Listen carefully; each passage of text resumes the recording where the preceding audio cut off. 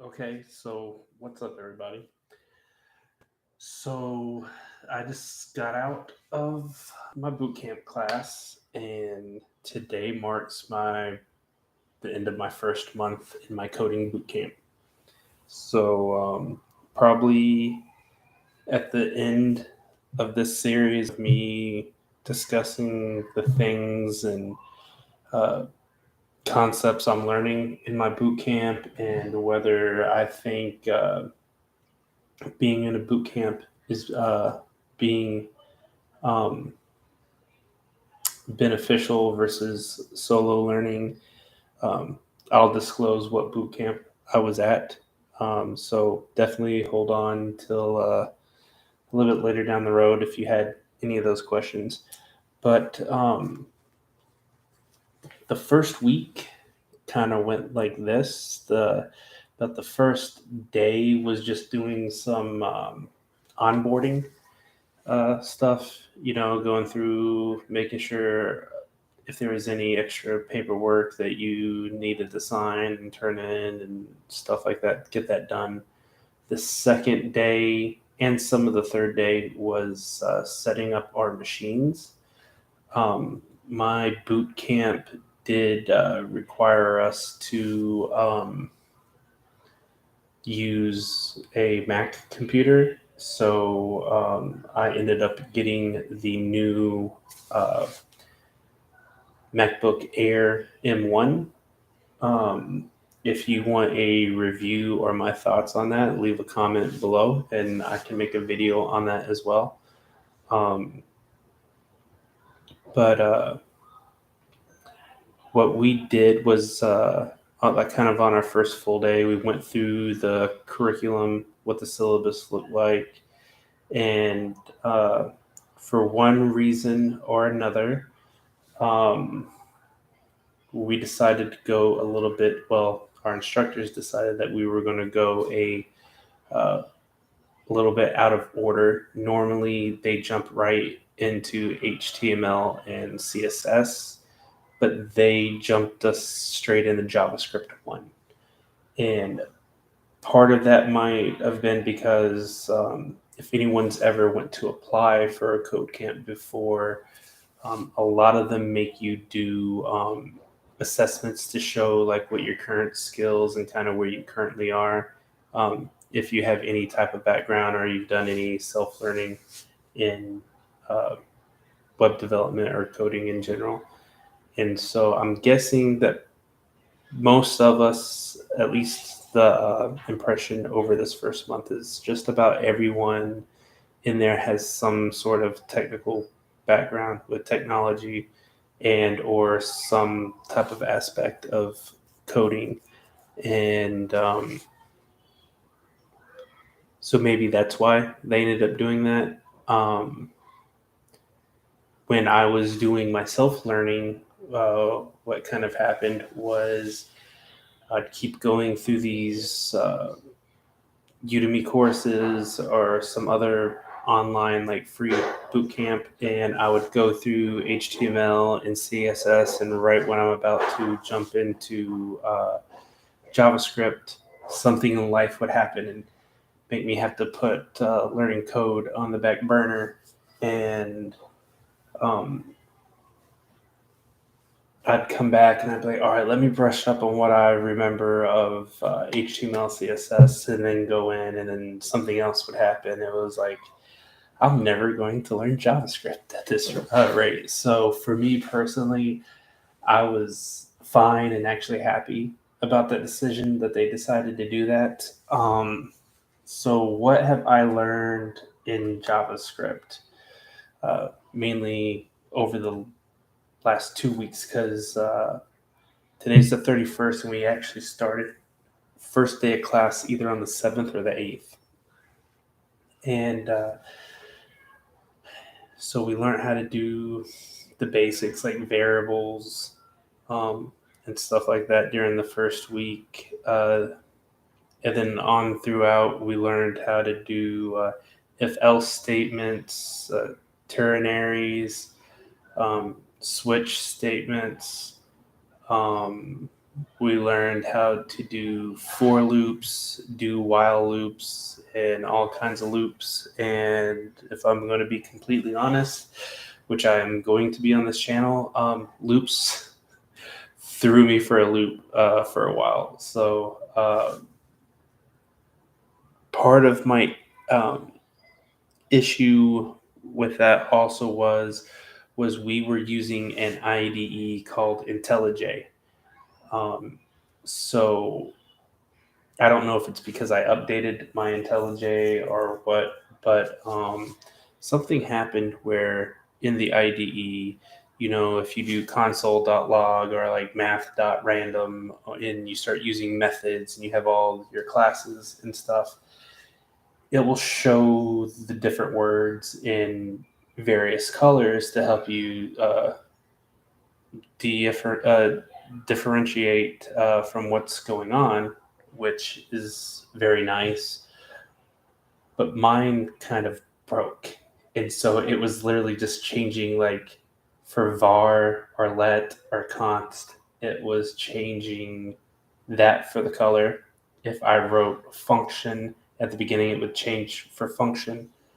But the rest of my code was just white. And I was like, I don't know how to. So finally, I was suffering in silence, which I probably shouldn't have done. And it was driving me crazy because I would be writing code that I would think was like great, but I'd have a syntax error, and it would be kind of hard to find. So when you have things popping at different colors, sometimes things stick out and speak to you visually a little bit easier. But that wasn't the case. So I finally asked for help, and we got that fixed, and that definitely was a game changer for me.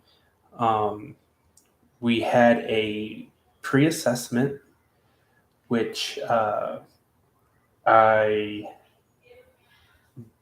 did well on.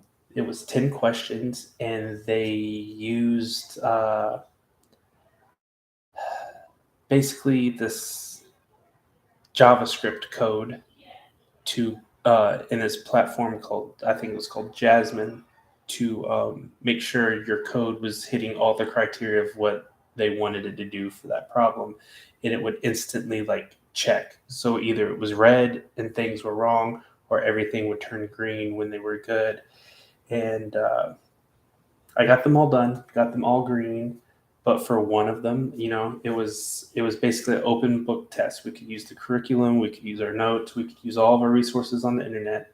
We just wasn't allowed to use each other in concerns with the classmates. And other than asking and getting help in understanding what was being asked of a question, the instructors weren't allowed to help us. And the only thing that was on there that we hadn't really went over yet was arrays. And at the time, I thought it was a pretty difficult question. So I'm utilizing Stack Overflow, Google, all these websites everywhere. And I just keep, for piece by piece, I just keep copying and pasting code from all these places. And somehow I got everything to go green. So I put in the comments, I was like, hey, obviously this is a whole bunch of stuff that we all know that none of us understand yet. But I utilized my resources of all these pages, and I got this to somehow work. Definitely want to go over this in class, especially when we start touching on arrays in a couple of days. And one of my instructors saw my comment, saw the code. Like, it was like this huge function, like this long. It was probably like 30 lines of code, and it only really needed to be like maybe 3 to 5. And we just kind of laughed about it. And he's like, hey, that's how it's going to be. Sometimes you're just looking for stuff and finding what works. And you're like, yeah, you take a win when you get it. And sometimes you just, But so up to that point, we had went over like functions, loops, the primitive types, all that basic stuff. And then literally like the day after, or the day after that, was when we touched on arrays. And I was like, I knew that this had to be a whole lot simpler, because when I did before, before when I was doing self-learning, the first thing that I learned in JavaScript was how to write a variable, and the very second thing was making an array. So I had the concept of the array, and I knew it should have been easier than what it was asking me. But at this point, I just got used to doing functions, and this was literally like we had 2 days of learning loops, and my brain just felt like it was fried. So I made it more difficult than what it was. But then once we went through the coursework for arrays, everything was really simple. And then let me pull up some stuff, and I can kind of tell you a little bit more in depth about what it was we were going over. Would have been nice if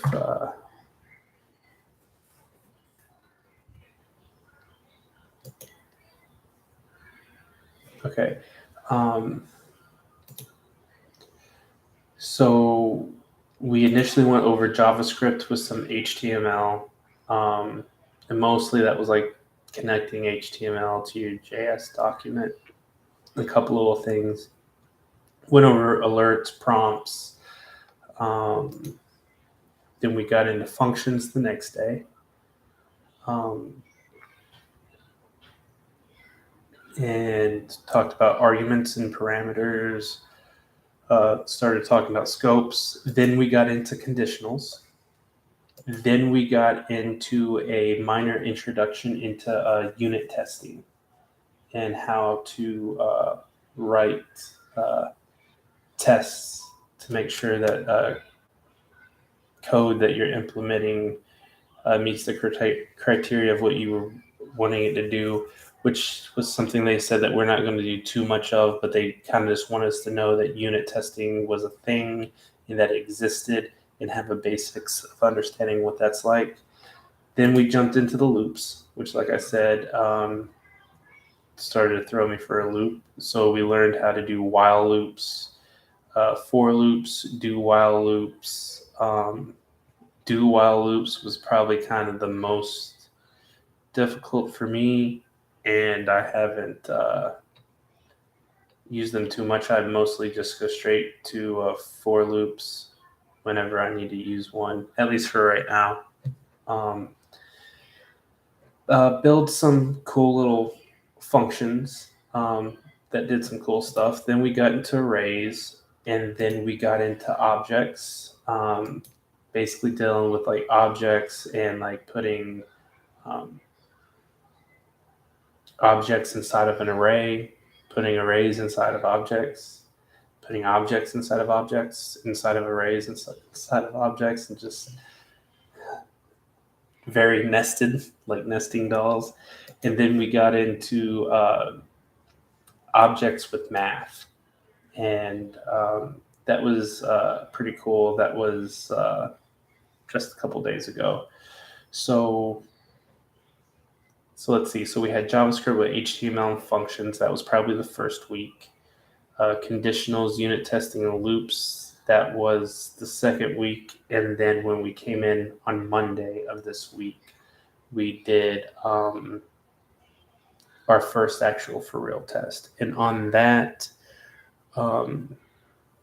they said that they were going to do the first test initially, and then if anyone needed it, they would let us do a retest for that. But they just wanted to see like really how much stuff we were retaining and keeping and actually understanding. And it was a 10 question test.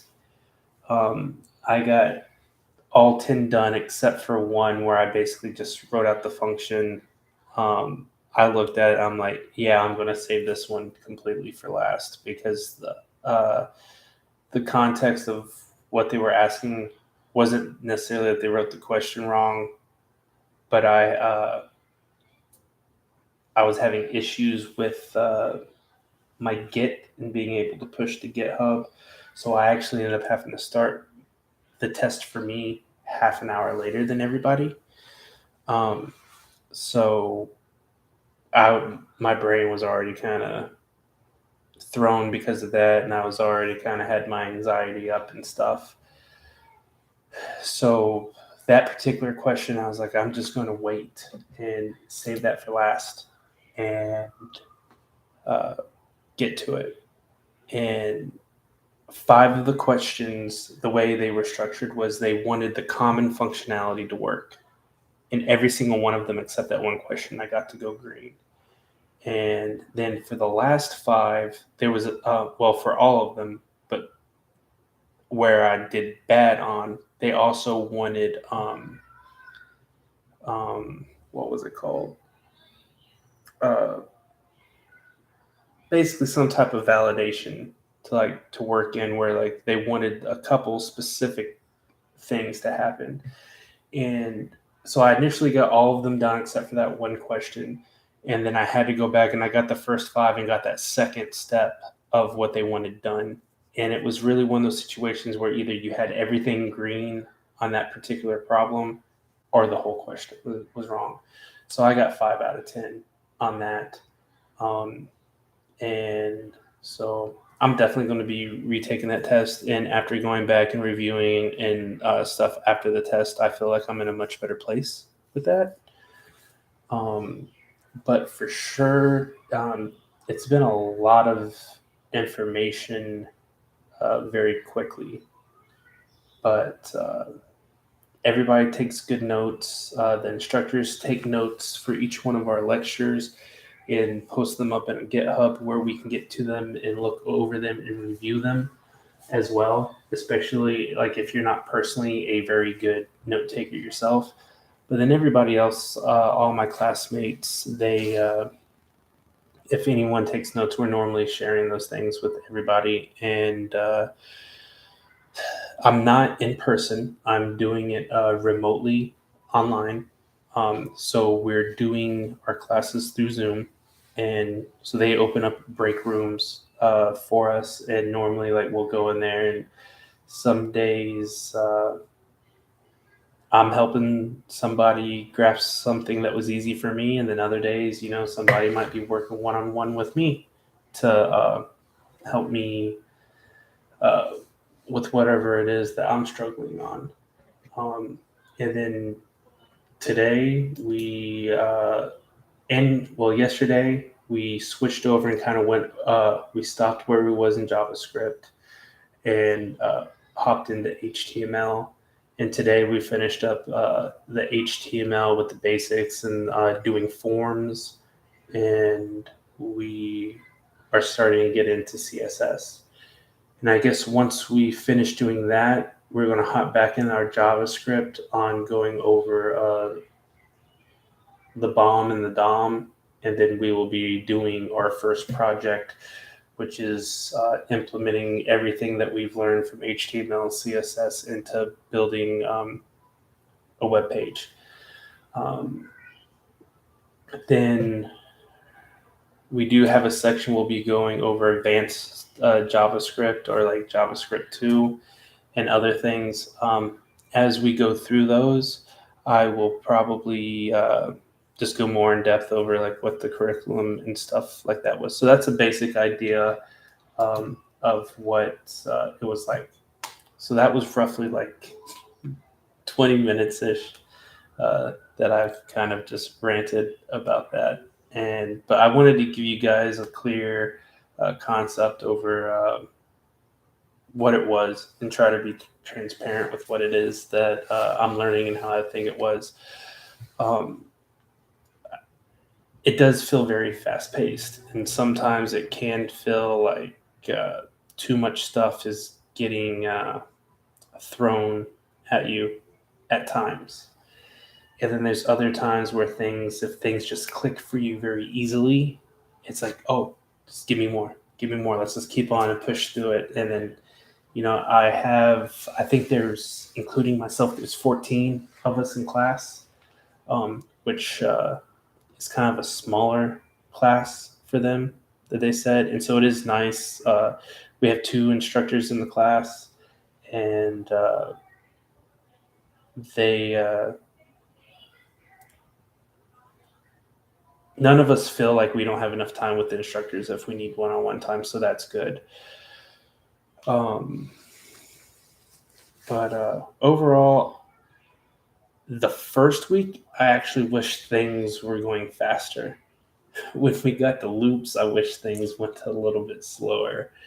And right now, especially since I'm familiar with HTML, CSS, I kind of hope that we kind of crank up the speed for that a little bit.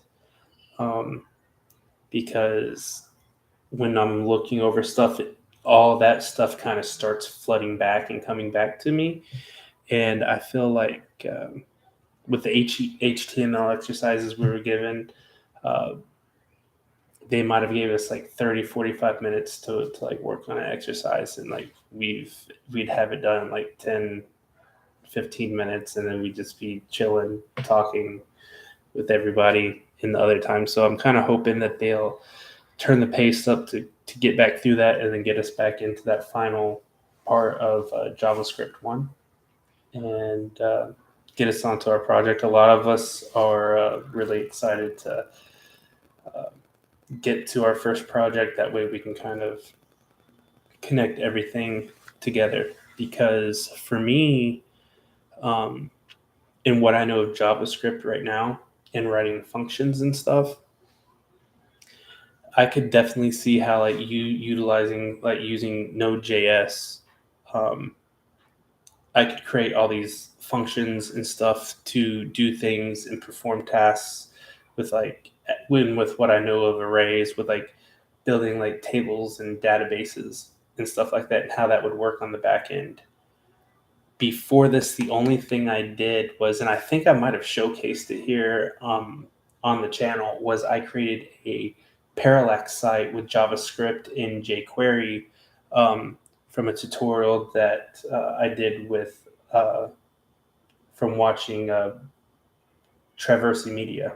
So shout outs to Brad over there for that. And at the time, like I was able to follow along and kind of grasp some of what was going on. So other than doing like animated stuff, I really, at this point, I'm not connecting what I can use JavaScript on the front end. Now, that doesn't mean that I don't know things, because I go out and I read articles, I watch other YouTube videos and stuff, and I know that. But from a practical standpoint, that hasn't clicked so much yet. And I mean, that's kind of okay with me, because what I'm getting the feeling of is not that I couldn't do it, but I just remember kind of hating doing CSS and just constantly testing and looking at things, because it totally brought out the perfectionist in me. And I'm like, the margins aren't just quite right, or all this, and just, being so picky about things being exactly how I wanted them. And with me getting into doing functions and writing all this other stuff, I kind of feel like I would probably prefer being on the back end somewhere, or maybe somewhere in the middle where it kind of front end meets back end, and how like they implement and talk to each other. That's more so than just kind of doing like user interface and user experience type stuff. But who knows? That's just right now. Things change, and as you learn more stuff, views about things change differently as well. But I do know this. While I was kind of very scared to finally like just jump in to the ocean that is JavaScript, I've really liked it, and I definitely want to become a JavaScript wizard. anything I can learn about it. I want to learn a lot of it, like just from vanilla. I'm still trying to decide for a framework to get into. I know that React is very popular, Vue is still very popular. Um, I'm kind of trying to future proof and think about. I've been thinking that, like, not necessarily with like Facebook's version, but the whole concept of what everybody's talking about with the metaverse. I found that very interesting, and I thought that maybe I might want to start like developing for that, or start, help building what's going to make that a possibility, and what routes I can go with that. So I know that they are saying that you can use Next.js for that. So I might do some more research and get into that. And if I'm already doing all this JavaScript stuff anyways, I might as well learn how to do Node.js for the back end, which, I mean, we're going to learn some other stuff. I know that we're going to touch into Java as well as like MySQL and stuff like that. So we're going to use other things. But I know, like, for me personally, if I was going to be building my own personal projects and stuff, I'd probably want to just go the route Node. And that's kind of where I'm at with that. But it is also nice because outside of the coding, they do provide these cool tech talks, where they'll have a speaker come in and talk about stuff. They'll also get people from different tech companies to come in and talk to us as well. Even people that are potentially looking for employees, like, they'll come in, start talking to people, and try to get to meet people and get to know people more on a personal level. That way, if we end up interviewing for their company, they already know a little bit about us. And then they also have a lot of professional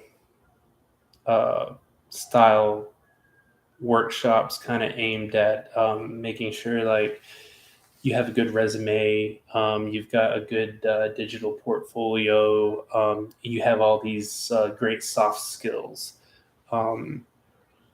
There was, what was his name? His real name's John Sonmez, and he wrote a book called Soft Skills, which is about like this thick. And he was a YouTuber, but I don't know if he's still making videos or not. But his book was really good, and I mean, they go over all that. So luckily, I got to use a program, since I am a veteran, called VetTech, to pay for this. And I actually also got a grant for being a veteran going into tech. So that was able to be used towards my MacBook Air. And so my MacBook Air ended up like costing me only like $550 or something like that's what it came out to. Like, it was like 5 payments of $127. So maybe that's closer to 600. I don't know. My brain's kind of fried right now too from just processing so much, so my math could be off. But yeah, basically just a little bit over $500 either way. So I mean, so that was really nice. And I'm very glad that I was able to utilize some of my benefits to be able to go in. Now, and in regards to if I think boot camps are better than self-learning, right now, I'm like, if I'm going to be completely honest, I really truly believe that if your only option is for self-learning, and especially if you have the time and the ability to focus, you can 100% truly learn everything that you need to become a developer and get your foot into the door on your own. 100%. All the information's out there. Whether you want to spend like $11 on a Udemy course, you want to just go through like all kinds of just free resources like Free Code Camp and the Odin Project, or you want to just like go through and do a variety of things.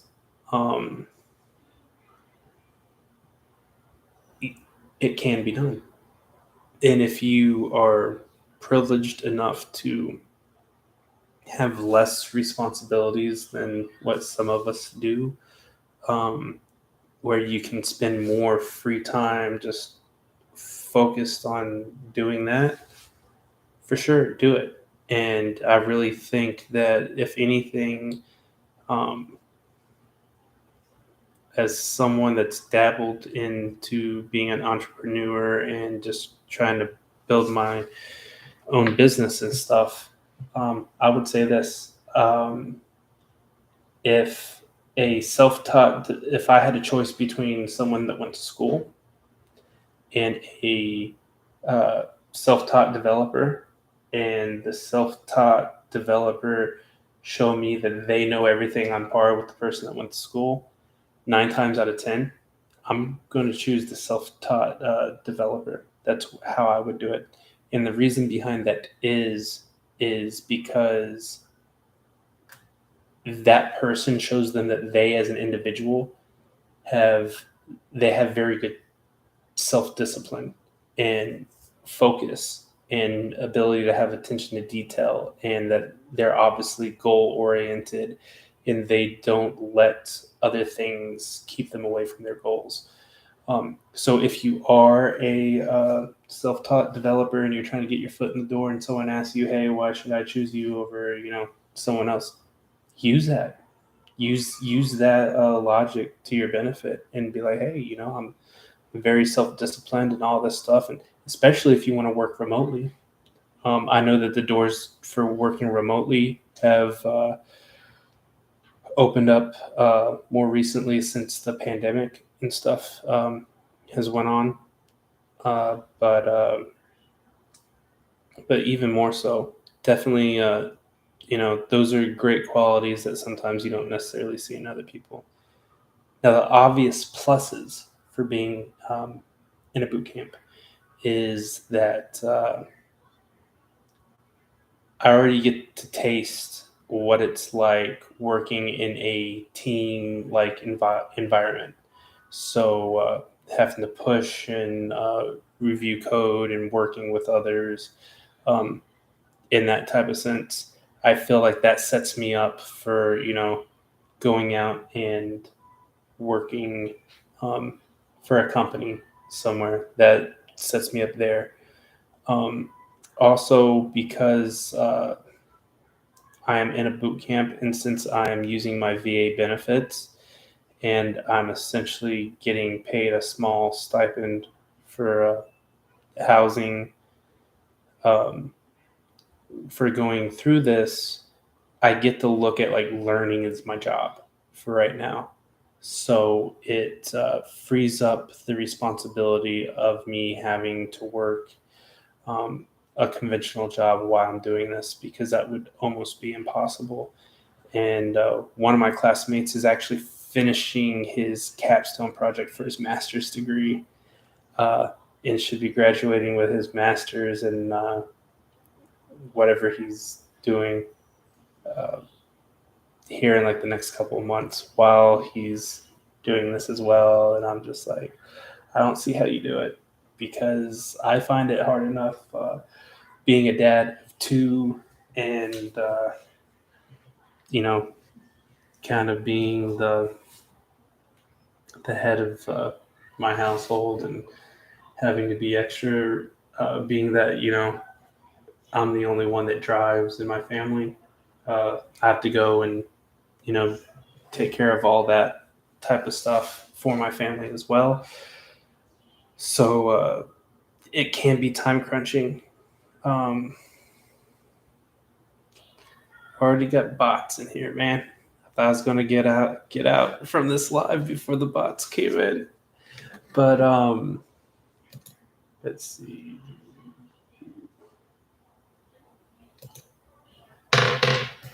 Sebastian, hey, how you doing, man? Um, but what else? I do feel like for me personally, as an individual, um, I feel like I would get better use of my time in the boot camp if I was in person. But where they offer in person, the closest place to me is about 3 hours away, so that's not feasible at the moment. But I definitely I don't think that a boot camp is for everybody, like I said, and not that it should be, but I feel like it provides enough benefits for me that I feel that it is worth it for me to go and do it. But I also have the added benefit that I have my veteran benefits that I can use to do this for school. So that kind of takes a lot of the cost that would be out of pocket for a lot of people um, to something where I don't have to think about that as much. So a financial, if the financial cost is definitely a con for you, like I said, don't be afraid. Don't let that keep you from learning how to code. Code on your own. Uh, ask questions. Everyone in the coding community is generally very nice.